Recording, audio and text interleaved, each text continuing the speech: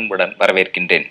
இந்த நிகழ்ச்சியில் பல்வேறு துறைகளில் சாதித்த மனிதர்களை சந்தித்து அவருடைய வாழ்க்கையின் வெற்றியின் ரகசியம் குறித்து விவாதித்து வருகின்றோம். அந்த வகையில் ஷாஷன் கெமிக்கல்ஸ் அண்ட் ட்ரக்ஸ் நிறுவனத்தினுடைய நிர்வாக இயக்குனரும் லைஃப் செல் நிறுவனத்தினுடைய நிர்வாக இயக்குனருமான அபயகுமார் அவர்களை நாம் சந்திக்க இருக்கின்றோம். சார் வணக்கம். உங்களுடைய லைஃப் ஹிஸ்ட்ரியை பார்த்தோன்னாக்க நீங்கள் Shasun chemicals and drugs, life science, Life Cell இப்படி பல்வேறுபட்ட பிஸ்னஸில் நீங்கள் இறங்கி எல்லாத்துலேயுமே ரொம்ப சக்ஸஸ்ஃபுல்லாக வந்திருக்கிறீங்க. ஒரு பிஸ்னஸ் ஆரம்பிக்கிறது அப்படிங்கிறதே ஒரு பெரிய விஷயம். இதில் ஆரம்பித்த அனைத்து துறைகளிலுமே சக்ஸஸாக வந்திருக்கீங்க. பேசிக்கலி நீங்கள் ஒரு பிஸ்னஸ் மேனாக தான் வரணும் அப்படின்னு பிளான் பண்ணி லைஃப் ஸ்டார்ட் பண்ணீங்களா? இது படிக்கும்போதே அது ஒரு நோக்கம் வந்து வச்சுட்டேன், இந்த மாதிரி ஒரு தொழில் தான் ஆரம்பிக்கணும்ட்டு. படிக்கும்போது கேரியர்ல படிக்கும்போது ஸ்கூல் ஸ்டேஜா காலேஜ் ஸ்டேஜ் ஆனா காலேஜ் ஸ்டேஜ்லேருந்து அந்த பிஸ்னஸ் நோக்கம் வந்துடுது. ஏன்னா ஃபேமிலிலேயே எல்லாம் பிஸ்னஸ் தான் பண்ணிட்டு இருந்தாங்க, யாருமே தொழில் ஆரம்பிக்கல. அப்பா என்ன பண்ணிட்டு? அப்பா வந்து 1932ல மகாராஷ்டிராலேருந்து ஃபர்ஸ்ட் டைம் சென்னைக்கே வந்தாரு. அப்பாவோட பூர்வீகம் அப்படிங்கிறது மகாராஷ்டிரா. அப்பாவோட பூர்வீகம் பார்த்தீங்கன்னா ராஜஸ்தான்லேருந்து மகாராஷ்டிரா வந்தாரு தாத்தா. அப்பா வந்து மகாராஷ்டிராலேருந்து சென்னைக்கு வந்தார். 1932ல வரும்போது இங்கே ஒரு தொழில் ஒரு பண்ணோண்டு ஆசையோடு வந்தார், தவிர ஒரு பிஸ்னஸ் ஆரம்பிக்கணும்னு ஆசையோடு வரல. ஏன்னா ரொம்ப விவசாயத்தில் ரொம்ப கஷ்டம் பார்த்துருக்காங்க அப்பா. அப்பா பேசிக்கலி விவசாயி. ஸோ அப்பா வந்து கஷ்டம் பார்க்கும்போது இங்கே வந்துட்டு ஒரு தொழில் பண்ண, ஒரு வேலை பண்ணலாம், ஒரு இது பண்ணலான்ட்டு வந்தாருங்க. விவசாயத்தை நம்பி இங்க ஏதாவது விவசாயம் செய்து குடும்பம் நடத்தலாம் அப்படிங்கிற மாதிரி வந்தாங்க. குடும்பம் அந்த நோக்கத்தோட கூட வரல. இங்க வந்து ஏதாவது ஒரு வேலை வாய்ப்பு கிடைச்சதுன்னா வேலை வாய்ப்போட ஒரு வேலை பண்ணலான்னு தான் வந்தாரு. வந்து ஒரு வருஷம் ஒரு துணி கடையில் 20 ரூபாய் மாசத்துக்கு வேலை பண்ணாரு. அப்போதான் அடுத்த வருஷம் அவர் கல்யாணம் எல்லாம் ஆயிடுது. அவர் 16 இயர்ஸ். அப்பா அம்மா வந்து 13 வயசுல கல்யாணம் ஆயிடுது. கல்யாணம் ஆயிட்டு அவர் ஒரு வருஷம் அப்புறம் யோசிச்சாரு, நம்ம ஏதாவது தொழில் ஆரம்பிக்கணுமான்ட்டு. அப்போதான் ஒரு மல்லிகை கடை ஆரம்பிச்சாரு. ஒரு 5000 ரூபாய் லோன் வாங்கிட்டு தாராச்சந்த் கிரடா சார்கிட்டேருந்து ஒரு 5000 ரூபாய் லோன் வாங்கினாரு. வாங்கி அவரும் அவர் அண்ணனும் 2 பேரும் சேர்ந்துட்டு ஒரு மளிகை கடை ஆரம்பித்தாங்க. இந்த மளிகை கடை ஒரு வருஷத்துல நல்ல கொஞ்சம் சக்ஸஸ் ஆனோடனே அப்புறம் வேலை எல்லாம் விட்டுட்டு இந்த தொழிலே நல்ல பிஸ்னஸ் ஆரம்பித்தார். சென்னையில் எங்கள் தமிழ்நாட்டில் சென்னையிலேயே டி நகரில் இப்போ சரவணா ஸ்டோர்ஸ் இருக்கிற பனங்கல் பார்க் எதிரில் தான் ஜெயின் ப்ரொவிஷன் ஸ்டோர்ஸ்ன்ட்டு ஆரம்பித்தார். அங்கே தான் எங்கள் வீடும் இருந்தது. நான் பிறந்ததெல்லாம் அங்கே தான். ஸோ நாங்கள் எங்கள் ஜென்ரேஷன்லாம் பார்த்தீங்கன்னா எல்லாம் பிறந்தது இங்கே தான். அது மளிகை கடை ரொம்ப சக்ஸஸ்ஃபுல்லாக போயிடுச்சு. ஆமாம். ஸோ தொடர்ந்து அதிலே இருந்தாங்களா அப்பா? இல்லை, அப்பா வந்து அதுக்கப்புறம் ஃபைனான்ஸு, ஜுவல்லரி, ரியல் எஸ்டேட்டு இதெல்லாம் கொஞ்சம் வளர்ந்துக்கிட்டே போனார். அதுக்கப்புறம் நாங்கள்லாம் படித்து முடிச்சுட்டு நாங்கள் 3 பிரதர்ஸ். எல்டர் பிரதர் டாக்டரு, நான் வந்து chemical engineer, younger brother chartered accountant. அப்பா வந்து ஒரு முடிவோடு தான் எல்லாரையும் நல்லா படிக்க வைக்கணும்ட்டு எல்லாம் பிளான் பண்ணி தான் பண்ணியிருக்காரு. பிளான் பண்ணிட்டு இருக்கும்போது நான் வந்து 1970ல் ஏசி டெக்கில் படிக்கும்போது கெமிக்கல் இன்ஜினியரிங் படிச்சுட்டு இருந்தேன். அப்போவே எனக்கு ஒரு இண்டஸ்ட்ரி ஆரம்பிக்கணுன்ட்டு ஒரு ஆசையோட ஒவ்வொரு ஹாலிடேஸ்லேயும் மே மாதத்துலேயோ ஜூன் மாதத்துலையோ பார்த்தீங்கன்னா ஒரு லெட்டரை எழுதிட்டு, அந்த காலத்தில் இமெயிலோ ஃபோனோ மொபைல்லாம் இல்லை, அப்போ லெட்டரை எழுதிட்டு டிசம்பர்லேயே நான் கேட்டுருவேன் இந்த மாதிரி இன்டர்ன்ஷிப்புக்கு வரப்போகிறேன்ட்டு. ஒரு மாதம் ஒரு பேப்பர் இண்டஸ்ட்ரியிலையோ, டை இண்டஸ்ட்ரியிலையோ, டெக்ஸ்டைல், இந்த மாதிரி கெமிக்கல் இண்டஸ்ட்ரியிலையோ, ஃபுட் ப்ராசஸிங் இண்டஸ்ட்ரியில், அந்த மாதிரி நான் ஒவ்வொரு மாதமும் ஒவ்வொரு வருஷமும் ஒவ்வொரு விதவிதமான கெமிக்கல் இண்டஸ்ட்ரியில் போய் வேலை பண்ணேன். உங்களுடைய காலேஜ் டேயில் லீவ் டயத்தில் விடுமுறை நாட்களில் வேலைக்கு போக ஆரம்பிச்சிட்டிங்க. அதாவது ஒரு சிறந்த மனிதனுங்கிறது வேலை நாட்களில் வேலை நேரத்தில் எப்படி தன்னுடைய நேரத்தை செலவிடுகிறானோ அதை விட ஓய்வு நேரத்தை எப்படி செலவிடுகிறான் அப்படிங்கிறத பொறுத்து தான் அவனுடைய சக்ஸஸ் இருக்குது அப்படின்னு சொல்லுவாங்க. அதை ஸ்டார்டிங்லேயே கரெக்டாக பண்ணிட்டு இருந்தீங்க. ஓகே, அந்த நோக்கத்தோட பண்ணும்போது தான் அது தெரிஞ்சுது எனக்கு எப்படி கஷ்டம் இருக்குது ஒரு கெமிக்கல் இண்டஸ்ட்ரியில் ஆரம்பிக்கணும்னா, எப்படி வேலை பண்ணணும், எப்படி ஒர்க்கர்ஸை ட்ரீட் பண்ணணும், எப்படி சேஃப்டி என்வாயர்மெண்ட் எல்லாம் கவனிக்கணுன்றது.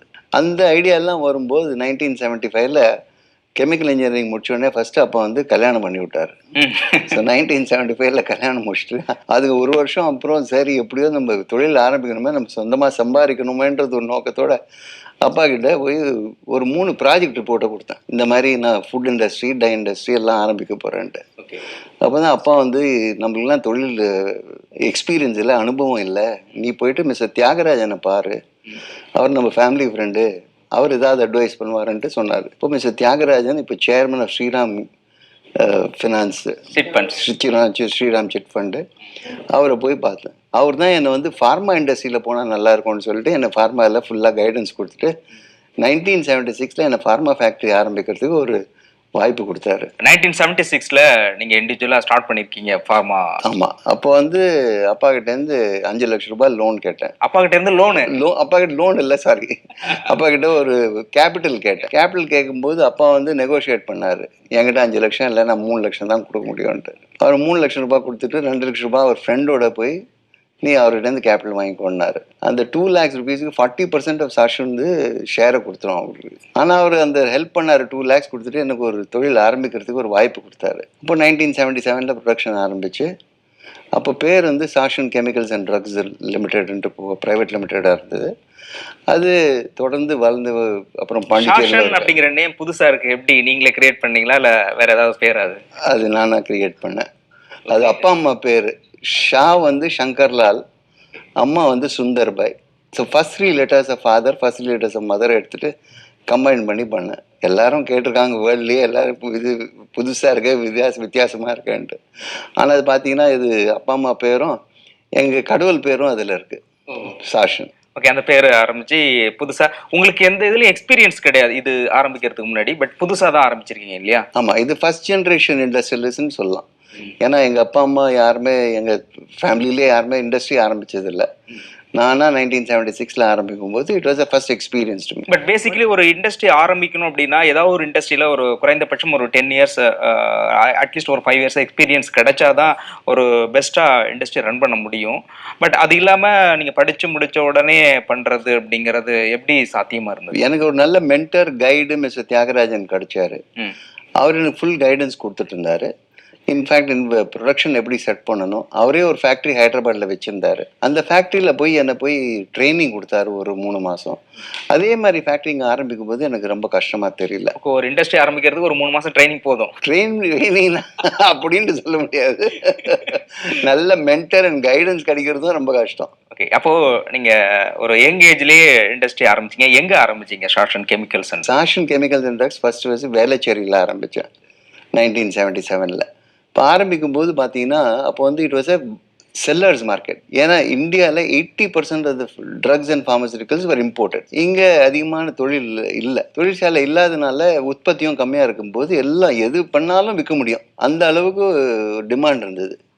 So we were lucky enough to be in the sellers market. So whatever we were able to produce நாங்கள் வந்து விற்க முடியுது. பேசிக்கலி லாஸே இல்லாத ஒரு பிஸ்னஸாக செலக்ட் பண்ணியிருக்கீங்க அப்படின்ட்டு சொல்ல முடியாது. 6 மாதம் லாஸ் பண்ணிட்டு தான் அதுக்கப்புறம் தான் இன்னும் வந்து நடக்க ஆரம்பித்தோம். ஓகே, ஒரு வாட்டி நடக்க ஆரம்பிக்கும் போது ஓட ஆரம்பிக்கும் போது 1985ல் இன்னொரு ஃபேக்ட்ரி எக்ஸ்பேன்ஷன் பண்ணோன்ட்டு பாண்டிச்சேரியில் எக்ஸ்பேன்ஷன் பண்ணோம். அதுக்கப்புறம் 1991ல் கடலூரில் அதே மாதிரி வளர்ந்துக்கினே போகும்போது 1994ல் பப்ளிக் இஷ்யூவாக வந்துட்டு we went public. So 1994 Sashun became Sashun Pharmaceuticals Limited, a public issue. இப்போ மொத்தம் ஒரு 3 இடத்துல நீங்க சாஷன் கெமிக்கல்ஸ் அண்ட் ட்ரக்ஸ், இது வந்து ட்ரக்ஸ் எந்த மாதிரியான ட்ரக்ஸ் நீங்க ப்ரிப்பேர் பண்ணிட்டு இருந்தீங்க? நாங்கள் வந்து ஆக்டிவ் ஃபார்மசூட்டிக்கல் இன்க்ரீடியன்ட்னுவாங்க, API. அது வந்து முன்னெல்லாம் பல்க் ட்ரக்னு சொல்லிட்டு இருப்பாங்க. இதுக்கு இப்போ புது பேர் வந்து API. APIயில் நாங்கள் வந்து ஃபஸ்ட்டு தொழில் ஆரம்பிக்கும் போது அனால்ஜின் பண்ணிட்டு இருந்தோம். அதுக்கப்புறம் பாண்டிச்சேரியில் ஐபுப்ரோஃபன் பண்ணிட்டு இருக்கோம். அப்புறம் ரானிட்டிடின் கடலூரில் ஆரம்பித்தோம். அதே மாதிரி ஆரம்பித்து இப்போ வந்து ஒரு 40 APIs பண்ணிட்டு இருக்கோம். ஃபுல்லாக USFDA அப்ரூவ்டு பிளான்ட்ஸு, எல்லா பிளான்ட்டும் இப்போ 1990ல் ஃபஸ்ட்டு அப்ரூவல் பாண்டிச்சேரிக்கு எங்களுக்கு கிடச்சிருக்கு. அது ஒரு 28 வருஷமாக ஒரு பிளெமிஷ் இல்லாமல் FDAக்கு USFDA அப்ரூவல் இருக்குன்றது ஒரு பெருமை தான். அது வந்து நான் எங்கள் ப்ராடக்ட்ஸ் பார்த்தீங்கன்னா பாண்டிச்சேரியில் தயாரிக்கிறதோ கடலூரில் தயாரிக்கிறதோ 90% ஃபுல்லாக எக்ஸ்போர்ட் ஆகிட்டு இருக்கு. அப்புறம் 2004ல் R&D சென்டர் ஆரம்பித்தோம் வண்டலூர் கேளம்பாக்கம் ரோடில். அதுலேயும் ஒரு 500 சயின்டிஸ்ட் இங்கே வேரியஸ் மாலிக்யூல்ஸை ஒர்க் பண்ணிட்டு இருக்காங்க. So hours is more science paste and completely regulated market. Okay, இதில் இந்தியாவில் தயாரிக்கக்கூடிய ஃபார்மசூட்டிக்கல்ஸில் சார்பாக மருந்து பொருட்கள் உலக நாடுகளில் தடை செய்யப்பட்ட மருந்துகள் தான் பெரும்பாலும் இந்தியாவில் தயாரிக்கிறார்கள் அப்படிங்கிற ஒரு குற்றச்சாட்டு இருக்கு. அந்த மாதிரி ஏன்னா இப்போது பல்க் ட்ரக் இண்டஸ்ட்ரியோ ஃபார்முலேஷன் இண்டஸ்ட்ரியோ பார்த்தீங்கன்னா it is only 40 years old in India. நம்மளா தயாரித்து ரிசர்ச் பண்ணி இது வரைக்கும் ஒரு ட்ரக் APIயில் எடுத்துன்னு வந்ததில்லை. But we do copy and generic drugs and make generic drugs here. As we grow in science, as we grow in our monetary position, now people have started focusing on basic research பண்ணிட்டு இருக்காங்க. பேசிக் research ஆரம்பிக்கும் போது தான் நீங்கள் வந்து ஒரு மாலிக்யூலை தொடங்கி பண்ண முடியும். அந்த விஷயத்தில் பார்த்தீங்கன்னா 2006 நாங்கள் வந்து ஒரு யூகேல ஒரு கம்பெனி வாங்கினோம். அதுக்கு பேர் வந்து சாஷுன் ஃபார்மா சொல்யூஷன்ஸ் ப்ரைவேட் லிமிட்டடாக இருந்தது. அந்த 2006 ஆரம்பிச்சு அது வந்து we work only with innovators. அதில் பார்த்தீங்கன்னா புது மாலிக்யூல் எது ஒரு மருந்தாக ஃப்யூச்சரில் வரப்போகுதோ அதுக்கு ரிசர்ச்சு, கமர்ஷியல் ப்ரொடக்ஷன், ஈவன் இப்போ கிளினிக்கல் ட்ரையல் ப்ரொடக்ஷன் எல்லாம் அதில் பண்ணிகிட்டு இருக்கோம். இப்போ பார்த்தீங்கன்னா this only company in the world which will have 13 molecules in phase 3 clinical studies, 10 molecules in phase 2 clinical studies. அந்த மாதிரி நாங்கள் வந்து தயாரிச்சுட்டு இன்னோவேட்டர்ஸுக்கே நாங்கள் சப்ளை பண்ணுவோம். இன்னோவேட்டர்ஸோட கான்ட்ராக்ட் பண்ணிட்டு that is the kind of research and the production stringent production quality which we maintain has helped us to ஒரு உலகத்திலேயே எல்லா உலகம் பெரிய ஃபார்மா கம்பெனிஸுக்கு சப்ளை பண்ண வேண்டிய ஒரு ஒரு எங்களுக்கு ஒரு வாய்ப்பு கிடைச்சிருக்கு. இதுல மொத்தம் சாஷன் கெமிக்கல்ஸ் அண்ட் ட்ரக்ஸ் உங்களுடைய நிறுவனத்துல எவ்வளவு பேர் ஒர்க் பண்ணிட்டு இருக்காங்க? டோட்டலாக பார்த்தீங்கன்னா வேர்ல்டு வைடு எங்கள் ஃபினான்ஸ் வந்து ஆஸ்திரேலியாலையும் இருக்குது, சிங்கப்பூர்லேயும் இருக்குது, ஆஃப்ரிக்காவில் ஒரு 7 பிளான்ட் இருக்குது. டோட்டலாக மோர் தென் 7,000 people are working in சாஷூன். இவ்வளோ பேர் ஒர்க் பண்றதுல இது வரைக்கும் எந்த பிரச்சனைகளும் இல்லாமல் இண்டஸ்ட்ரியை ரன் பண்ண முடியுதா? இண்டஸ்ட்ரினா ஒரு பிரச்சனை இருக்கும் தான், அது மாதிரி யூனியன் இருக்கும் தான். இது வரைக்கும் நாங்கள் ஒரு ப்ராப்ளம் இல்லாமல் யூனியனோட பேசி செட்டில் பண்ணிட்டு அந்த யூனியன் என்ன செட்டில்மெண்ட் இருக்கோ அந்த மாதிரி தான் நாங்கள் பண்ணிகிட்ருக்கோம். விஷன் பார்த்தீங்கன்னா தொழிலாளி நல்லபடியாக இருந்தால் தான் எங்களுக்கும் ஒரு கஷ்டம் இல்லாமல் முதலாளி நல்லா இருக்க முடியும். அந்த மாதிரி நாங்கள் வந்து in terms of benefits to the employees எல்லாம் பெஸ்ட் பெனிஃபிட்ஸ் கொடுத்துட்டுருக்கோம். And we have been having people 40 வருஷமாக. இப்போ யூகேல கூட பார்த்தீங்கன்னா எல்லாம் 30 வருஷம் 40 வருஷமாக அதே கம்பெனியில் வேலை பண்ணிட்டு இருக்காங்க.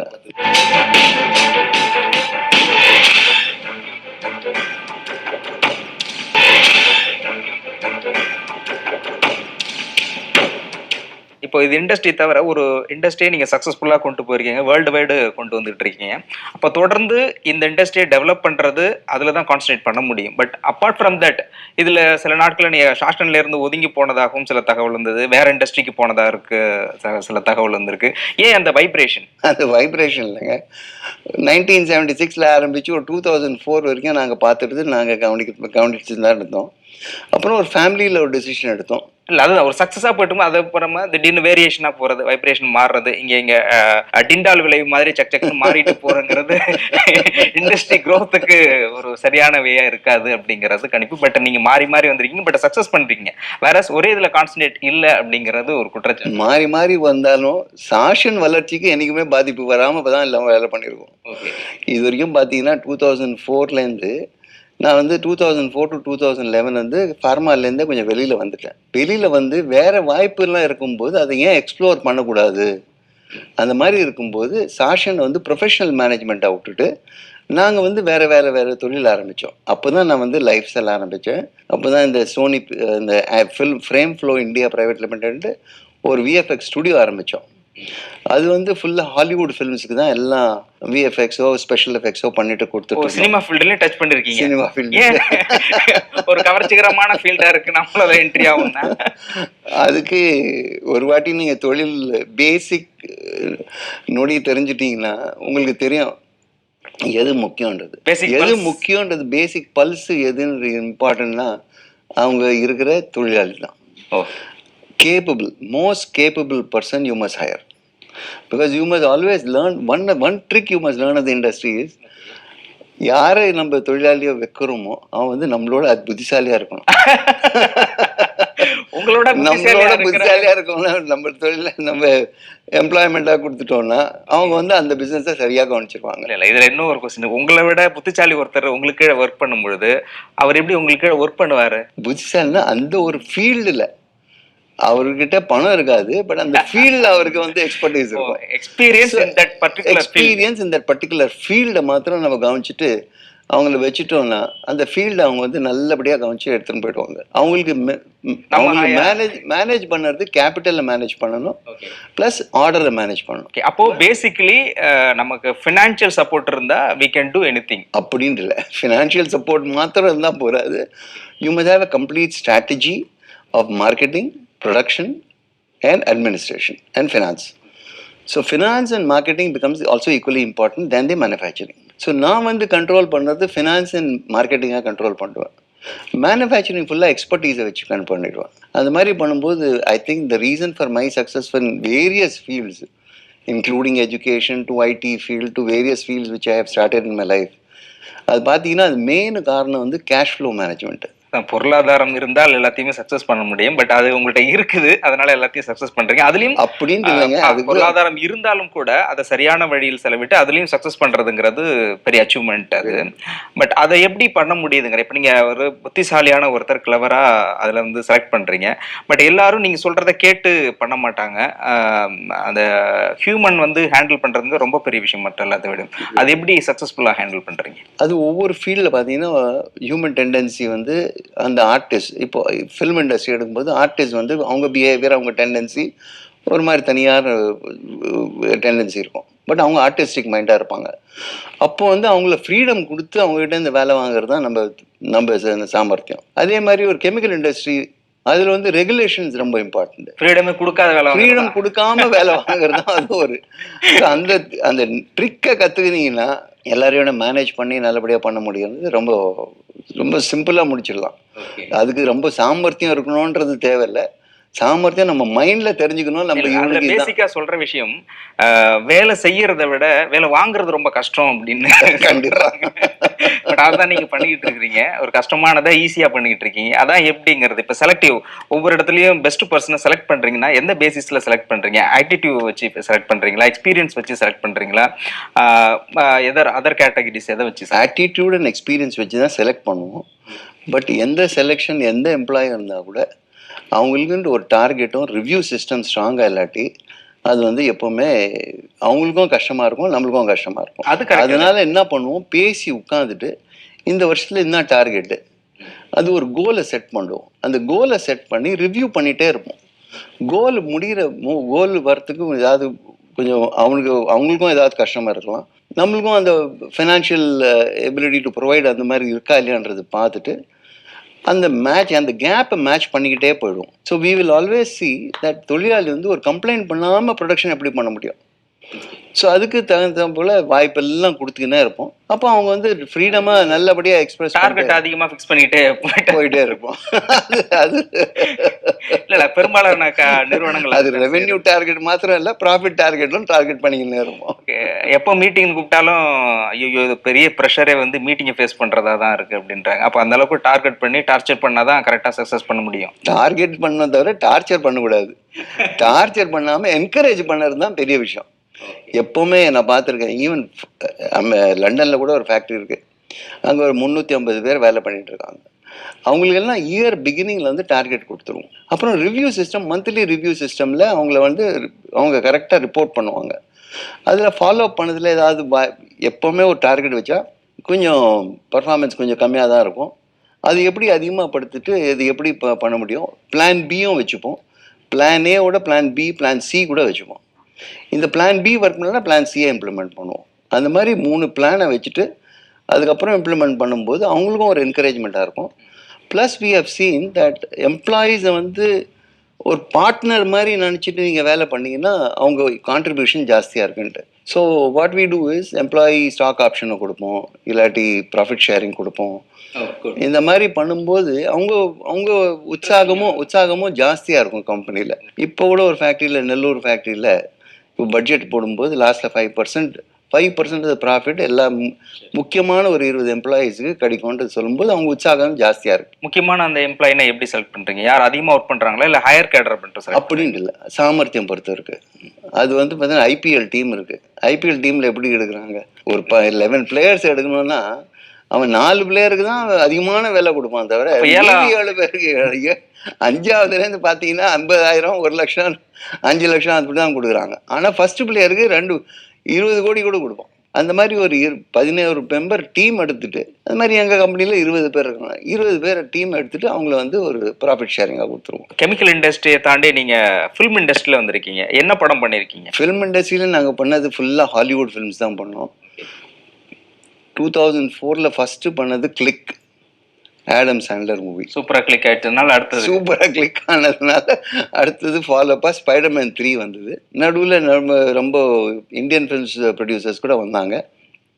அப்போ வந்து ஃபுல்லாக ஹாலிவுட்டில் பிஸியாக இருக்கும்போது ஹாலிவுட்லேயே ஃபோக்கஸ் பண்ணிட்டு Spiderman 3, amazing Spiderman, ghost rider, men in black 2, இது ஐ ஆம் லெஜண்ட், வில் ஸ்மித் மூவிஸ் ஜாஸ்தியாக பார்த்தீங்கன்னா இங்கே தான் நாங்கள் பண்ணியிருக்கோம். இங்கே ஐ ஆம் லெஜண்ட் 2, ஹேண்ட்காக்கு, இந்த மாதிரி பிரபலமான மூவிஸ் எல்லாம் $1 பில்லியன் ரெவென்யூ கிராஸ் பண்ணதெல்லாம் இங்கே நாங்கள் பண்ணியிருக்கோம். ஹாலிவுட் ஃபுல்லாக நீங்கள் தான் பெரும்பாலும் ஹாலிவுட்டை பண்ணியிருக்கோம். அப்போ தான் 2006 சோனி 2007 சோனி பிக்சர்ஸ் வந்து நாங்கள் உங்களை வாங்கணும், உங்கள் கம்பெனியை வாங்கணுன்ட்டு வாய்ப்படம் வந்தாங்க. நாங்கள் அப்போ வந்து ஜார்ஜ் லூகாஸ் மூவிஸை பண்ணிட்டு இருந்தோம். ஸ்டார் வார்ஸ் 2Dயா 3Dயா கன்வெர்ட் பண்ணிட்டு இருந்தோம். அப்போ நாங்கள் விற்கிறதுக்கு எங்கள் இஷ்டம் இல்லைன்னு சொல்லும்போது அவங்க வந்து இல்லை நீங்கள் கண்டிப்பாக கொடுத்தா தான் நாங்கள் ஸ்பைடர்மேன் மூவியே ரிலீஸ் பண்ணுவோம்னாங்க. அந்த கஷ்டத்தை பார்த்து சரி அப்புறம் 51% கொடுத்தோம் 2007.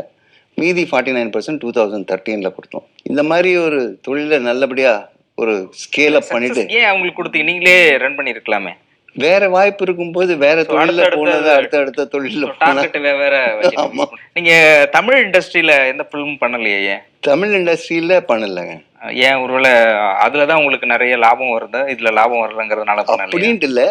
அதுல வேலை வாய்ப்பு ஃபுல்லா இருக்கும்போது 2010 பார்த்தீங்கன்னா we were the biggest studio in the entire country. 400 பேர் ஒரு ஸ்டுடியோவில் வேலை பண்ணிட்டு இருந்தாங்க. டே அண்ட் நைட் வேலை பண்ணிட்டு இங்கேருந்து நாங்கள் ஹாலிவுட் பிக்சர்ஸ் கொடுக்கும்போது வேற தமிழ் படமோ ஹிந்தி படமோ எடுக்கிறதுக்கு எனக்கு வாய்ப்பே கிடைக்கல. அப்போ வாய்ப்பு கிடைக்கல. இல்லை, வாய்ப்பு நீங்கள் தானே உருவாக்கிக்கிட்டு இருக்கீங்க. வாய்ப்பு கிடைக்கலன்னு சொல்ல முடியாது. வாய்ப்புலேயும் எதில் அதிகமான ப்ராஃபிட் வருதோ அதுவும் அதான் சொல்கிறேன். உங்களுக்கு தமிழ் இண்டஸ்ட்ரியோட அதில் ப்ராஃபிட் அதிகமாக இருக்குது. But you have any idea to start Tamil movie? இல்லைங்க, நான் வந்து எப்போவுமே கண்டென்ட் கிரியேஷனில் போவே இல்லை. பேக் எண்ட் ஒர்க்கு தான் நாங்கள் ஃபுல்லாக பண்ணிட்டு இருக்கோம். So will be very happy doing the back end work, not doing the content creation. Life Cell அப்படிங்கிற ஒரு இண்டஸ்ட்ரி நீங்கள் ஸ்டார்ட் பண்ணியிருக்கீங்க. பேசிக் அது எதை பற்றியான பேஸ் ஆனது? அது இந்த 2004 நான் வந்து சாஷன் ஃபார்மாலேருந்து ஒதுங்கி வேற இண்டஸ்ட்ரியாக பார்க்கும்போது இந்த ஒரு வாய்ப்பு ஒன்று கிடச்சிது. அப்போ தான் அமெரிக்காவில் இருக்கும்போது டேம்பாவில் ஒரு 1994 first time cord blood preservation ஆரம்பிச்சதே இவங்க ஒரு கம்பெனி கிரையோசெல் இன்டர்நேஷ்னல்ட்டு. அவங்களோட தொடர்பு பண்ணிட்டு அவங்கள போய் பார்த்துட்டு அவங்க பார்க்கும்போது 2004 எனக்கு ஒரு சயின்டிஃபிக் ஃபிக்ஷன் மாதிரி ஒரு மூவியும் இருந்தது. அது preserving the cord blood, using it for treatment of deadly disease like cancer, இந்த மாதிரிலாம் அதனால க்யூர் ஆக முடியுன்றது அது எனக்கு தெரிஞ்சு என்ன ஃபார்மா ஃபீல்டில் இருக்கும்போது எனக்கு தெரியும். அது எப்படி ப்ரிசர்வ் பண்ணுறன்றது அந்த டெக்னிக்கை கற்றுட்டு அங்கே பேசிட்டு வந்தேன். அவங்களோட டெக்னாலஜி அக்ரிமெண்ட் போட்டு இந்தியாவில் அப்போது வந்து ஸ்டெம் செல் ப்ரிசர்வேஷன் ஒரு ஸ்டார்ட்டே பண்ணல யாருமே. அப்போது ஒரு வாய்ப்பாக எனக்கு தெரிஞ்சுது. ஒரு பைனியரிங் எஃபர்ட்டை பண்ணிட்டு நான் ஆரம்பித்தேன். It was more to do the preservation and to see that the people are benefited. But அது ஒரு தொழிலாக பெருசாகிட்டு இப்போ வேர்ல்ட்லேயே நம்பர் 1 கம்பெனி ஆகிடுது. Great in number of storages. இதில் வந்து இப்போ ஸ்டெம் செல்ஸ் அப்படிங்கிறது நம்மளுடைய தமிழர்கள் பாரம்பரியத்தில் குழந்தை பிறந்த பிறகு தொப்புள் கொடி எடுத்து வச்சு தாயத்தில் கட்டி வச்சிருக்கிறதா முன்னெல்லாம் பண்ணிட்டு இருந்தாங்க. அப்போ நம்முடைய பாரம்பரியத்தை நாம் தொலைத்ததுனால தான் இந்த பல பிரச்சனைகளையும் நோய்களையும் நமக்கு வந்துகிட்டு இருக்குதுன்னு நினைக்கலாமா? அந்த மாதிரி இல்லை, பாரம்பரியம் பண்ணிட்டு இருக்கிறது ஒரு சயின்டிஃபிக் பேஸ் இல்லாமல் பண்ணிட்டு இருந்தாங்க. ஏன்னா அந்த தொப்புள் கொடி வந்து அது வந்து ப்ரிசர்வ் பண்ணிட்டு பண்ணுறது ட்ரை ஆகிட்டு அது ஸ்டோர் பண்ணி வைப்பாங்க தாயத்தோட. பட் அதில் இருக்கிற ரத்தத்தை வந்து கண்டிப்பாக வெளில தான் கொட்ட வேண்டியதாக வரும். அந்த ரத்தத்தை தான் மெயினாக சக்தி இருக்குது. இந்த நாடிலையும் சக்தி இருக்குது. அதுவும் ப்ரிசர்வ் பண்ணி வைக்கிறதுக்கு அது ஒரு -196 டிகிரிஸில் வச்சா அந்த செல்ஸ் எல்லாம் கெட்டு போகாமல் இருக்கும். அந்த சயின்டிஃபிக் பேஸை நாங்கள் எடுத்துன்னு வந்திருக்கோம். அந்த பழைய நம்பிக்கையை ஒரு புது சயின்டிஃபிக் ஆங்கிளாக கொடுத்துட்டு அது எப்படி நல்லபடியாக ப்ரிசர்வ் பண்ணி வைக்க முடியுன்றது ஒரு நாங்கள் எடுத்தோம். ஓகே, இதில் பேசிக்காக என்ன சொல்கிறதுனா பாரம்பரியமாக நாம் இந்த மாதிரி நோய்க்கு வந்து உணவே மருந்து அப்படிங்கிற ஒரு சிஸ்டத்தில் கொண்டு வந்தது.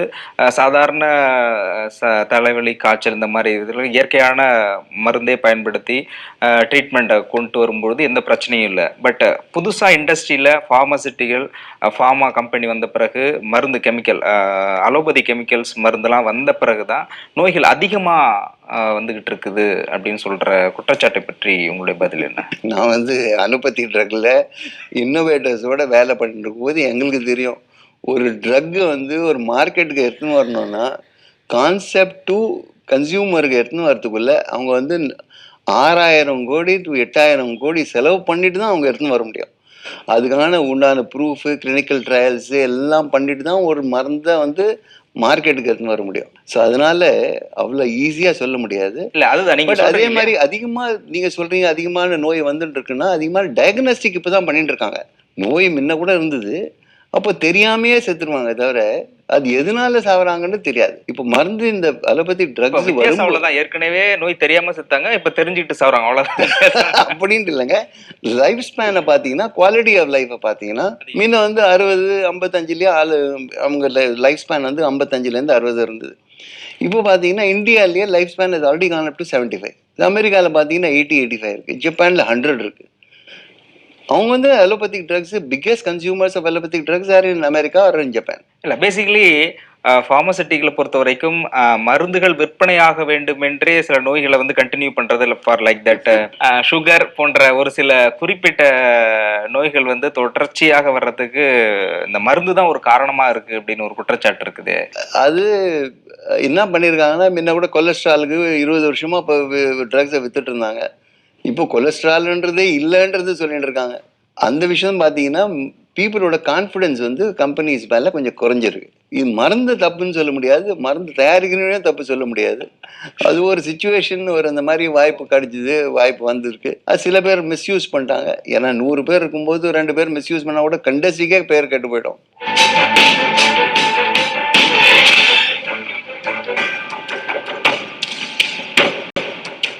ஓகே, அதில் இப்போ நீங்கள் இந்த கொலஸ்ட்ரால் சொல்லிருக்கீங்களே, கொலஸ்ட்ராலில் வந்து ஃபார்மசிட்டிகளில் கெமிக்கல் மூலமாக மருந்து கொடுக்கும்பொழுது நீண்ட நாட்களுக்கு அதை எடுத்துக்கிட்டு வரணுங்கிறது.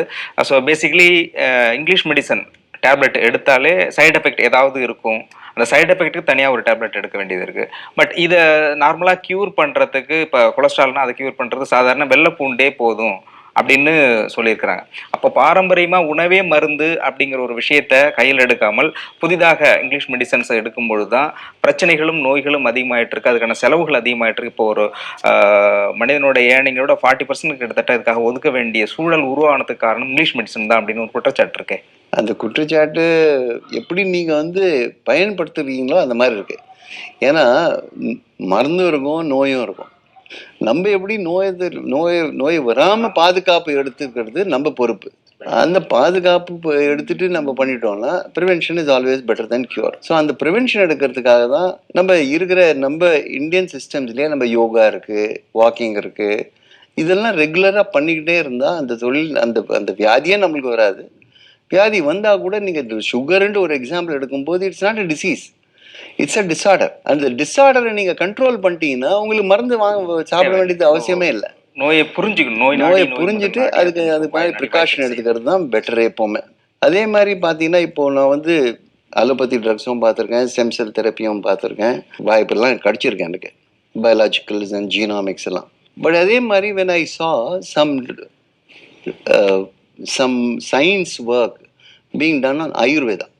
இப்போ ஆயுர்வேதான்றது நம்ம 5000 வருஷம் முன்னையோ 10,000 வருஷம் முன்னையோ நம்ம ஆயுர்வேதா நம்ம கண்ட்ரிலேருந்து தான் எல்லாம் மருந்து, அந்த ஆப்ரேஷன்றது எல்லாம் நம்ம கண்ட்ரிலேருந்து தான் எல்லாம் வெளிநாட்டுக்கு போயிருக்கு. இப்போ அவங்கள தான் நம்மளுடைய முறைப்படி இங்க இருந்து வெளிநாடுகளுக்கு, சைனாவுக்கு, எல்லா இடத்துக்கும் போயிருக்கு. விளையாட்டுல கராத்தேல இருந்து, கும்புல இருந்து மற்ற நாடுகளுக்கு போயிருக்கு. அதே மாதிரி இந்த ஆயுர்வேதிக் இப்போ பார்த்தீங்கன்னா நான் வந்து இந்த ஏன்ஷியன்ட் நாலேஜ் இதை எப்படி மாடர்ன் டெக்னாலஜியாக கம்பைன் பண்ணிவிட்டு அது எப்படி எஃபெக்டிவாக எடுத்துன்னு வர முடியுன்றது ஒரு ரிசர்ச் பண்ணிவிட்டு ஒரு 6 வருஷமாக ரிசர்ச் பண்ணிட்டு now I am working on making Ayurveda drugs more effective. So Ayurveda வந்து நானோ டெக்னாலஜியோட கம்பைன் பண்ணிட்டு, ஸோ நானோ டெக்னாலஜியோட கம்பைன் போது the effectiveness of the Ayurveda drugs become 100%. So bio availability becomes more then 1%, more than 1 to 100%. அப்போ பார்த்தீங்கன்னா we are able to now scientifically prove that these drugs, இந்த மருந்து, இந்த ஆயுர்வேதா ட்ரக்ஸு சாப்பிடும்போது உங்களுக்கு பெரிய பெரிய வியாதியெல்லாம் குணப்படுத்த முடியும். R&D பண்ணி இப்போ கமர்ஷியல் ஸ்டேஜுக்கே வந்துடுது. அது வந்து ஃபைனலாக கிளினிக்கல் ட்ரையல்ஸில் இருக்குது. அது இன்னொரு வருஷத்தில் வந்து நாங்கள் லான்ச்சே பண்ணிவிடுவோம். லான்ச் பேசிக்கில் லைஃப் செல்ல இருந்து பண்ணுறீங்களா இல்லை அதுக்கு ஒரு தனி கம்பெனி ஆரம்பிச்சு எனக்கு லைஃப் செல்லோட இது மிக்ஸ் பண்ணக்கூடாது லைஃப் செல் வந்து ஒரு stem cell and genomics and பயாலஜிக்ஸில் இருக்குது. சாஷுன் வந்து கம்ப்ளீட்டாக pharmaceuticals and formulations. So now we have started டிஎன்ஏன்றது தனவந்திரி நானோ ஔஷதி, அந்த மாதிரி கம்ப்ளீட்டாக Ayurveda drugs we are trying to focus. Okay, இதை தாண்டி வேற என்னென்ன பிஸ்னஸ் ஃபீல்டில் இருந்தீங்க வி ஹவ் பிளான் பண்ணிக்கிட்டு இருக்கிறீங்க? இப்போ பார்த்தீங்கன்னா நான் வந்து ஐடி ஃபீல்ட்லேயும் இருந்தேன், எஜுகேஷன் ஃபீல்டில் ஒரு காலேஜும் டி நகரில் நடத்துகிறோம்.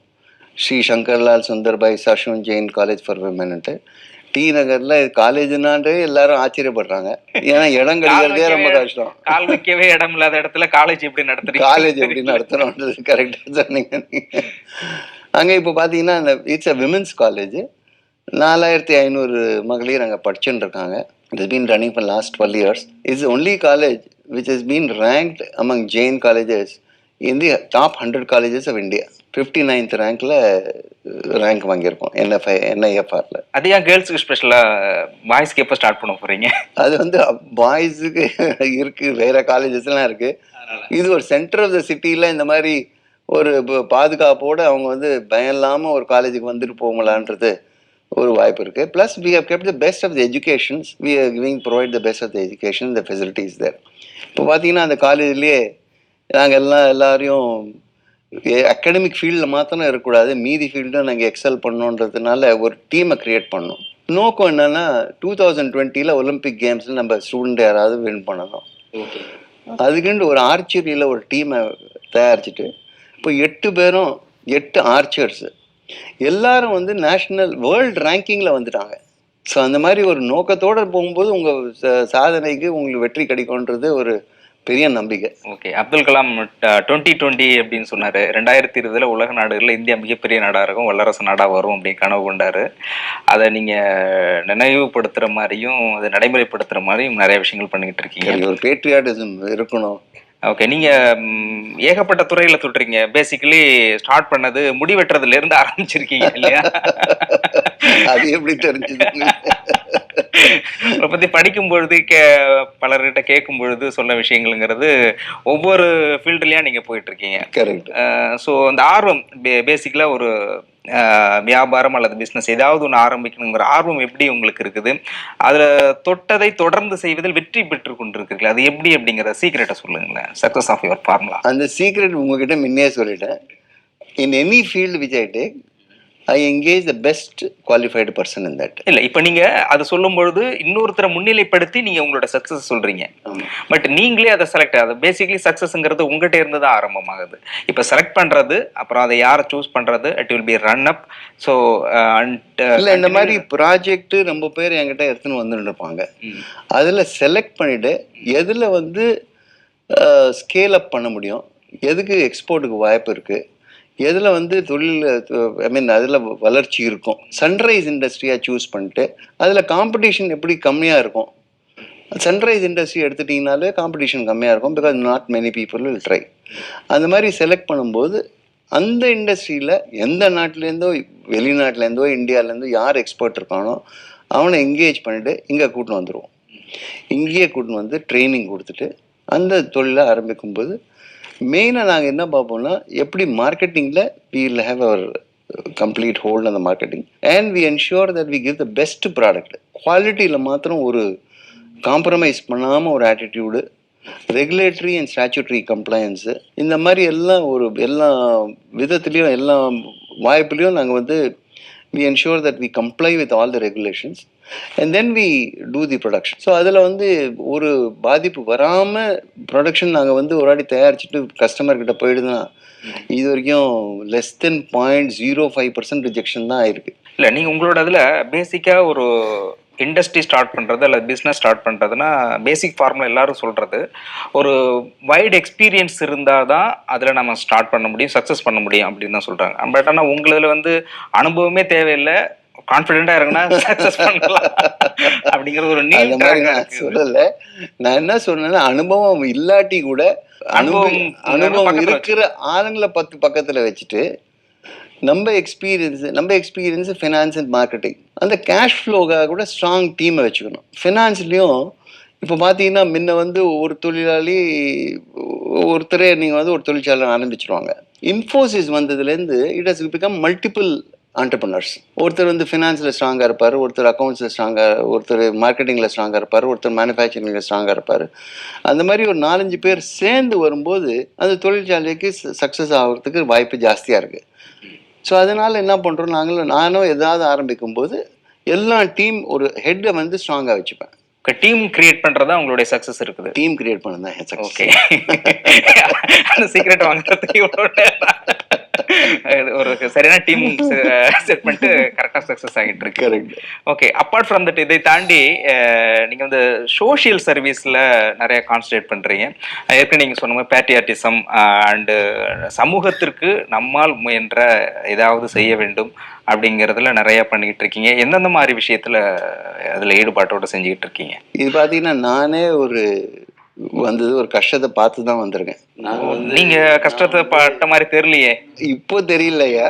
நீங்க பார்த்தீங்கன்னா 1972 ரொம்ப கஷ்டத்துல தான் இருந்தோம். ஒரே ஒரு வண்டி தான், ஃபேமிலிலேயே ஒரே ஒரு வண்டி தான் இருக்கும். எங்கேயாவது போகணுன்னா வரணும்னா கூட போதுமே, அதே ஒரு வண்டி போகிறோம், அந்த காலத்தில் போகிறோம்.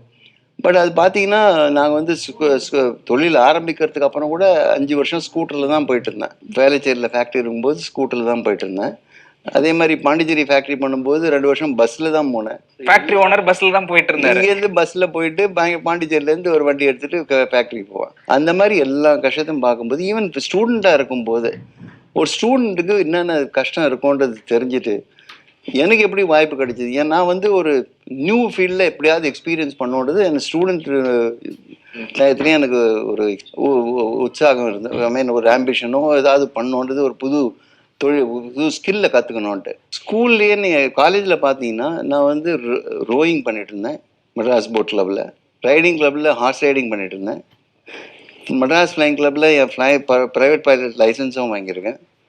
அதே மாதிரி கிட்டார் ஈவினிங் வந்துட்டு கிட்டார் ஆரம்பிச்சு ஒரு பேண்ட் செட்டப் பண்ணி நாங்கள் கல்யாணத்துக்கெல்லாம் போயிட்டு பாட்டெல்லாம் பாடுவோம். பாட்டு பாடுவீங்க? ஆமாம், அந்த மாதிரி எல்லா ஸ்கில்லும் கற்றுக்கினேன்.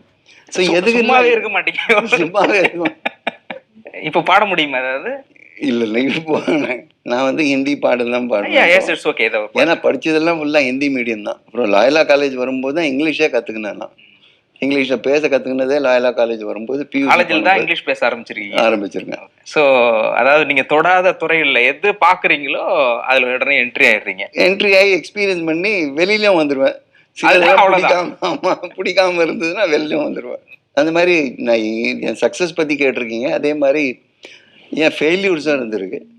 ஃபெயில்யூர்ஸ் இருந்திருக்குன்னா 1994 பப்ளிக் இஷ்யூலாம் போகிறதுக்கு அப்புறம் வேற ஒரு தொழில் ஆரம்பிக்கலான்ட்டு நைலான் 1 அது வந்து that nylon is only nylon உற்பத்தி ஆகிறது வந்து பேசிக் மெட்டீரியல் வந்து கேஸ்டர் ஆயில். இந்தியாவில் தான் கேஸ்டர் ஆயில் அதிகமாக தயாரிப்பாங்க, அதிகமாக எக்ஸ்போர்ட் பண்ணிட்டு இருப்பாங்க. அப்போ அந்த கேஸ்டர் ஆயிலேருந்து நைலான் 11 பண்ணும்போது நம்மளை ஏன் பண்ணக்கூடாது இந்தியாவிலேயே?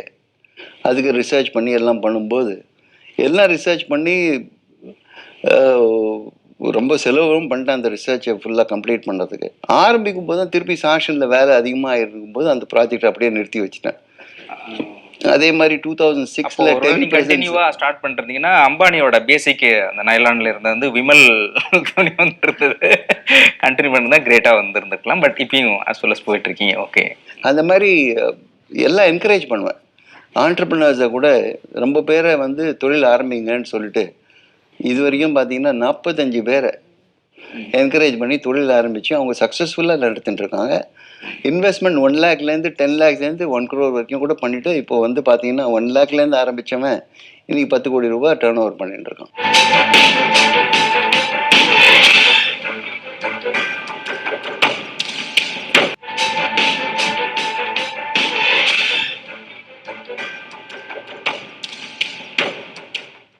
உங்களுடைய சக்ஸஸ் நிறைய சொல்லிருக்கீங்க. நீங்களே சரி நம்ம ஏன் இந்த மாதிரிலாம் வந்திருக்கோம், நமக்கு ஏன் இந்த மாதிரி கஷ்டம் வந்தது, அந்த மாதிரி நினைச்ச சுச்சுவேஷன் இருக்குதா? பாதிக்கல. என் டைம் மேனேஜ்மெண்ட்டை வந்து நான் ரொம்ப பக்கா வச்சிருப்பேன். 4:30 மணிக்கு காலையில் எழுந்துட்டேன்னா 8 மணி 8:30 மணி வரைக்கும் வேலையே முடிஞ்சிடும். 4 மணிக்கு விடியாக்காரங்கிற நடுராத்திரிமாங்களே. So each and every day 4 o'clock 4:30 rise பண்ணுவேன். 4:30லேருந்து அப்புறம் யோகா பண்ணிட்டு ஹெல்த்தை மெயினாக கவனிச்சுப்பேன். எல்லா கஷ்டத்தையும் பார்க்கும்போது கூட ஹெல்த்தை வந்து கவனிக்காமல் விட்டோம்னா நம்ம வந்து மீதியெல்லாம் பார்க்கவே முடியாது. அதனால சோஃபார் ஐ மீன் காட்ஸ் கிரேஸ், கடவுள் ஆசீர்வாதம், இது வரைக்கும் எனக்கு பெரிய நோயோ வியாதியோ எதுவுமே வராமல் நல்லபடியாக இருக்கேன். இந்த 65 வயசு ஆயிடுது. அப்போ நீங்க தயாரிக்கிற டேப்லெட் அப்படிங்கிறதும் மத்தவங்களுக்கு தான், அது நமக்கு தேவைப்படாம பாத்துக்கிறீங்க. அப்படி இல்லைங்க, இல்ல, நானும் நோய் தேவை யாரு- இருக்கும்போது எது தேவை இருக்கோ அது நானும் சாப்பிடுவேன். எல்லாம் என்கிட்டயே கிண்டல் பண்ணுவாங்க, ஏப்பா இவ்வளோ மருந்து எப்பவுமே கூட வச்சுருக்கேன்ட்டு. எனக்காகவும் வச்சுருக்கேன், உங்களுக்காகவும் வச்சுருக்கேன்னுவேன். டைம் மேனேஜ்மெண்ட் எப்படி ஃபாலோ பண்றீங்க? ஸோ டைம் மேனேஜ்மெண்ட் இஸ் இந்த 4:30க்கு எழுந்துறீங்க, 6:30 வரைக்கும் யோகா உங்களுடைய 6:37 வரைக்கும் போவோம். வாக்கிங் இருக்கும், 6 kilometres walking, 6 kilometre daily walk daily. Daily. அதே மாதிரி ஜிம்மும் போயிட்டு தென் மீதி 7 to 8லாம் ஃபாரின் கான்டாக்ட்ஸோ ஃபாரின்கிட்ட ஏதாவது பேசணுமோ மெயில் அனுப்பணுமோ அதெல்லாம் முடிச்சிருவேன். 7 to 8 foreign contact. Okay.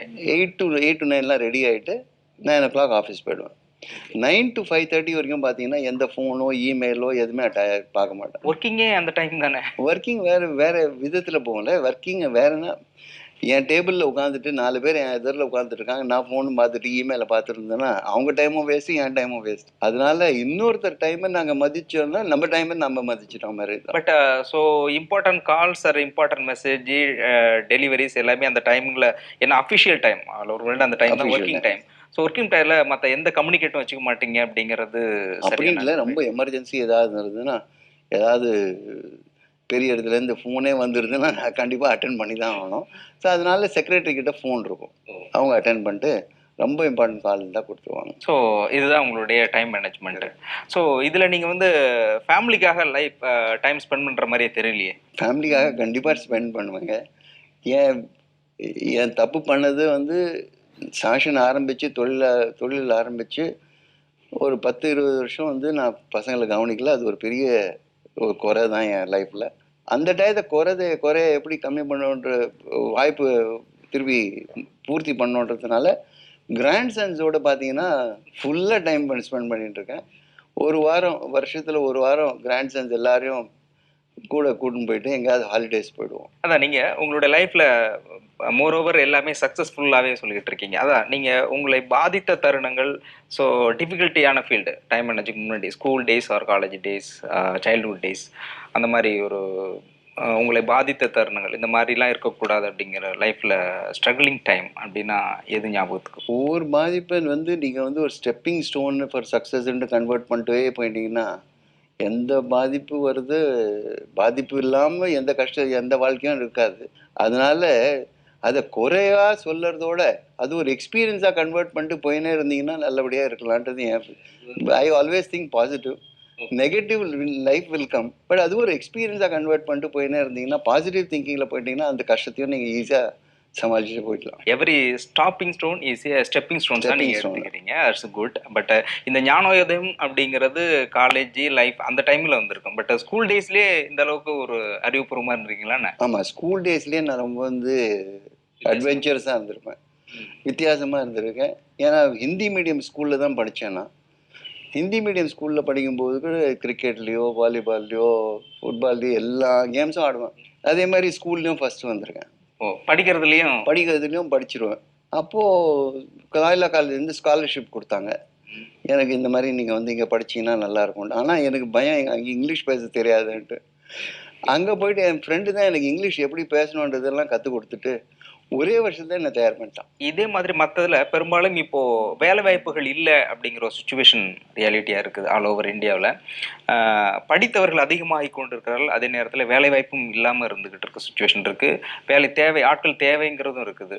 So என்ன பற்றாக்குறையா தவிர படித்தவங்க நான் எம்ப்ளாயபிள்ன்றாங்க, அது ஒரு பெரிய கஷ்டம். அது ஏன் நான் எம்ப்ளாயபிளாக இருக்காங்கன்னா அவங்க வந்து அகாடமிக்கு மார்க்ஸை வந்து ரொம்ப இம்பார்ட்டன்ஸை கொடுத்துட்டு அதுலேயே இருந்துடுறாங்க. தவிர மீதி ஃபீல்டு எக்ஸ்பீரியன்ஸ் என்னை பொறுத்த வரைக்கும் நான் காலேஜில் படிக்கும்போது எனக்கு நான் ரோயிங்கோ ரைடிங்கோ மியூசிக்கோ எல்லா ஃபீல்ட்லேயும் போயிட்டு நான் இறங்கி ஒரு அனுபவம் பட்டிருக்கேன். அந்த அனுபவமும் ரொம்ப லைஃப்பில் ரொம்ப முக்கியமான எக்ஸ்பீரியன்ஸு. அதே மாதிரி இப்போது எங்கள் காலேஜில் இப்போ சாஷன் காலேஜில் பார்த்தீங்கன்னா besides the academic course we give lot of importance to the elective subjectsல ஏதாவது இல்லாட்டி ஸ்கில் டெவலப்மெண்ட்டில், ஸ்போர்ட்ஸ்லேயோ மியூசிக்லேயோ டான்ஸ்லேயோ இல்லை குக்கிங்லேயோ, இந்த மாதிரி தனித்தனி வாய்ப்பு அவங்களுக்கு கொடுத்துக்கினே இருக்கும்போது அவங்க மைண்ட் வந்து it starts they become a holistic person. இந்த ஹோலிஸ்டிக் பர்சன் பார்க்கும்போது எங்கள் காலேஜ்லேருந்து இப்போ now big companies are coming and picking up our students. Employable இல்லாத நீங்கள் சொல்லும்போது எங்களுக்கு ஆப்போசிட்டாக இருக்குது. எங்கள் காலேஜ் ஸ்டூடெண்ட்ஸுக்கு எம்ப்ளாய்மெண்ட் ஆப்பர்ச்சுனிட்டிஸ் அதிகமாக இருக்குது. படிச்சு முடிச்ச உடனே உங்க படித்து முடிச்ச உடனே பிளேஸ்மெண்ட் கிடைக்குது. அந்த மாதிரி எல்லா காலேஜ்ல படிக்கிறவங்க அவங்களும் படிச்சுக்கிட்டு தான் இருக்கிறாங்க. But they have no field experience நாங்கள் கொடுக்குறோம். என்ன மாதிரி ஃபீல்ட் எக்ஸ்பீரியன்ஸ்? இந்த மாதிரி சம்மர் ட்ரைனிங்கு, ஏதாவது இன்டர்ன்ஷிப்பு இன் வேரியஸ் இண்டஸ்ட்ரீஸு, இல்லை பேங்க்ஸு, இந்த மாதிரி இன்டர்ன்ஷிப் காமிச்சிட்டு அவங்கள வந்து ட்ரெயின் பண்ணிட்டு இருக்கோம். அதே மாதிரி பார்த்தீங்கன்னா டிசிஎஸ்லேருந்து எங்கள் காலேஜில் அவங்களே ஃபுல் கோர்ஸ் மெட்டீரியலே கொடுத்துட்டாங்க. அப்பார்ட் ஃப்ரம் தட் வேற எதுலலாம் கான்சன்ட்ரேட் பண்றீங்க? ஏன்னா உங்கள்கிட்ட கேட்டால் அது மாதிரி தோண்டிக்கிட்டே போக வந்து புதுசா ஒன்று வந்துக்கிட்டே இருக்குது. அப்படி பார்த்தீங்கன்னா 1991 ஃபாதர் தவறிட்டார். ஃபாதர் தவறிட்டு கிரிமட்டோரியம் போகும்போது கிரிமட்டோரியம் கண்டிஷனை பார்த்து எனக்கு அழுகே வந்துடுது. இந்த மாதிரி ஒரு கிரிமட்டோரியம் இந்து கிரிமட்டோரியம் இருக்குன்றது. அடுத்த நாள் கமிஷனை போய் பார்த்துட்டு இந்த மாதிரி கிரிமட்டோரியமை எனக்கே கொடுத்துருங்க, நான் பார்த்துக்கிறேன், நீங்கள் மெயின்டெனன்ஸ் மாத்திரம் ஃபுல்லாக நான் பார்த்துக்கிறேன். நீங்கள் சொல்கிறது இறந்தவர்களை புதைக்கக்கூடிய இருக்கக்கூடிய இடுகாடு அல்லது சுடுகாடு அதை வந்து சரியாக யாரும் பராமரிக்கல அப்படிங்கிறீங்க. அப்போ வந்து 1991 பார்த்தீங்கன்னா பராமரிப்பு ரொம்ப கம்மியாக இருந்தது. எல்லா இல்லீகல் ஆக்டிவிட்டீஸ்லாம் கூட அங்கே நடக்கும். கார்பரேஷன்லேயும் அவங்க வச்சுருந்ததுனாங்க. பட் அவங்களும் ஒரு லிமிட் இருக்குது, எப்படி தான் பார்க்க முடியுன்றது. அதனால நான் போய் கேட்கும்போது அவங்களும் கஷ்டம் சொன்னாங்க. ஒரு கவர்மெண்ட் ப்ராப்பர்ட்டியை ப்ரைவேட்டுக்கு கொடுக்க மாட்டாங்கன்ட்டு அப்புறம் ஒரு டெண்டராக போட்டுட்டு 1992 இது வரைக்கும் 26 வருஷமாக அந்த மெயின்டைன் நாங்கள் பண்ணிட்டுருக்கோம். கார்பரேஷன் அப்ரூவலோட ஒரு எலக்ட்ரிக்கல் கிரிமட்டோரியம் நாங்கள் டி நகர் சங்கம் சேர்ந்துட்டு நாங்களாக ப்ரைவேட்டாக ஆரம்பித்தோம். அதுக்கும் நல்ல சப்போர்ட் பண்ணாங்க கார்பரேஷன்லேருந்து. 15 வருஷமாக எலக்ட்ரிக்கல் கிரிமட்டோரியம் வித்தவுட் ஸ்டாப்பேஜ் ஒரு honourable departure to the soul is what we give. Honourable அந்த இறுதி சடங்கு இறுதி மரியாதை வந்து மிகப்பெரிய அளவில் இருக்கணும், ஒரு ரெஸ்பெக்ட்ஃபுல்லாக இருக்கணும்னு ஏன் நினைக்கிறீங்க? பாடியை விட்டு சோல் போயிட்டு போது அந்த டெட் பாடியை ஒரு நல்ல சுத்தமான இடத்துக்கு, ஒரு நல்ல க்ளீன் இடத்துக்கு எடுத்துன்னு போயிட்டு அவங்களுக்கு டிபார்ச்சர் கொடுத்தோன்னா அவங்களுக்கும் ஒரு பீஸ்ஃபுல்லாக இருக்கும்ன்றது ஒரு நம்பிக்கை. வரவங்க கூட ஒரு நல்ல இடத்துக்கு போயிட்டு வந்திருக்கோன்றது ஒரு சேஃப்டி இருக்கும். பெற்ற விருதுகள் அப்படின்னு ஏதாவது இருக்குதா? அது பார்த்தீங்கன்னா 2003 ENY entrepreneur of the year award கொடுத்துருக்காங்க. அதே மாதிரி சிஐஏல டாப் 100 பிஸ்னஸ்மேன் இண்டஸ்ட்ரியலிஸ்ட்டை நாமினேட் பண்ணும்போது அதுலேயும் என் பேர் இருக்குது. அதே மாதிரி 150 ஃபாஸ்டஸ்ட் க்ரோயிங் இண்டஸ்ட்ரீஸ் லிஸ்ட்டு போடும்போது எங்கள் லைஃப் ஸ்டைலும் அதில் வந்திருக்கு. இந்த மாதிரி life style has brought lot of laurels and prestige. Plus the animation industry, when I sold to Sony Pictures, lot of awards from Hollywood also have been given. புதிதாக தொழில் தொடங்கணும்னு விருப்பப்படக்கூடிய இளைஞர்களுக்கு நீங்கள் சொல்லக்கூடிய அறிவுரை என்னவாக இருக்கும்? எந்த தொழிலும் நீங்கள் ஆரம்பிக்கணுன்ட்டு ஒரு முடிவு பண்ணிட்டீங்கன்னா அதில் நீங்கள் வந்து கவனிக்கிறது மெயினாக வந்துட்டு கேஷ் ஃப்ளோவை கவனிக்கணும். ப்ளஸ் ஒரு ambience and atmosphere for the people to grow, அது ஒரு வாய்ப்பு ஒன்று கொடுக்கணும். அதே மாதிரி எம்ப்ளாயீஸை வந்து நம்மளோட ஸ்மார்ட் எம்ப்ளாயீஸை எம்ப்ளாய் பண்ணுங்க. இல்லை, நீங்கள் தொடர்ந்து உங்கள் சக்ஸஸில் இது மெயினாக முன் வைக்கிறீங்க. நம்ம செலக்ட் பண்ணுறாலும் நம்மளோட புத்திசாலியாக இருக்கணும் அப்படிங்கிறத. அப்போது 2 பேருக்கும் ஈகோ கிளாஷ் வர்றதா? நம்ம ஈகோவை நம்ம கண்ட்ரோல் பண்ணிட்டா இருந்தாலே சக்ஸஸ் ஆகிடும். எல்லா தொழிலும் அடி வாங்கிறதே ஈகோனால தான். நம்மளுக்கு ஈகோ இல்லாமல் இருந்தோம்னா தொழில் எப்போவுமே சக்ஸஸ்ஃபுல்லாக போயிடும். ஃபேமிலி லைஃப் எல்லாத்துலேயும் ஈகோவை விட்டுட்டு அடிச்சிட்டோன்னா போகிறோம், கோ தான் வரும். ஸோ இது மாதிரி புதிதாக தொழில் தொடங்க விருப்பமுள்ள இளைஞர்கள் உங்களை அணுகி ஏதாவது உங்களுடைய எக்ஸ்பீரியன்ஸ் கேட்டாலோ அல்லது பொருளாதார ரீதியில் உதவி கேட்டாலோ நீங்கள் செய்ய தயாராக இருக்கீங்களா? என் நோக்கமே அதுதான். என் நோக்கமே இப்போ 45லேருந்து எப்படியாவது ஒரு 100 ஆண்டர்ப்ரினர்ஸையாவது ஹெல்ப் பண்ணி அவங்க பிஸ்னஸை சக்ஸஸ்ஃபுல்லாக ஆக்கணுன்றது என் நோக்கம். அதில் கண்டிப்பாக இன்னொரு 55 பேருக்கு வாய்ப்பு இருக்குது. கடவுள் எனக்கு ஆசீர்வாதம் கொடுத்தாங்கன்னா 100லேருந்து 200 பேர் கூட ஹெல்ப் பண்ண. 1000 லட்சம் அப்படி எக்ஸ்பெண்ட் பண்ணக்கூடாதா? ஆயிரம் லட்சம் பேரை வந்து மோட்டிவேட் தான் பண்ண முடியும் தவிர, மோட்டிவேஷன் கூட நம்ம வந்து they should get self inspired. நான் வந்து மோட்டிவேட் பண்ண முடியாது. ஐ கேன் ஒன்லி இன்ஸ்பயர் தம். நீங்க உங்களுடைய லைஃப்பை வந்து பார்த்து கேட்டாலே they can create a self motivation. கண்டிப்பா. இந்த மாதிரி ஒரு முட்டாளே வந்து இவ்வளோ பெரிய பிஸ்னஸ்மேன் ஆயிருக்காங்கன்னா நானும் ஏன் ஆக முடியாதுன்றது அவங்க கண்டிப்பா பண்ணலாம். முட்டாள் அப்படிங்கறது தமிழ்ல எல்லாம் சொல்லுவாங்கன்னா தலைவன் அப்படின்னு பொருள். முட்டு என்றால் கூட்டம், ஆள் என்றால் ஆள்கின்றவன். அப்படின்னு நல்ல மீனிங்கா கொடுத்துருக்கீங்க.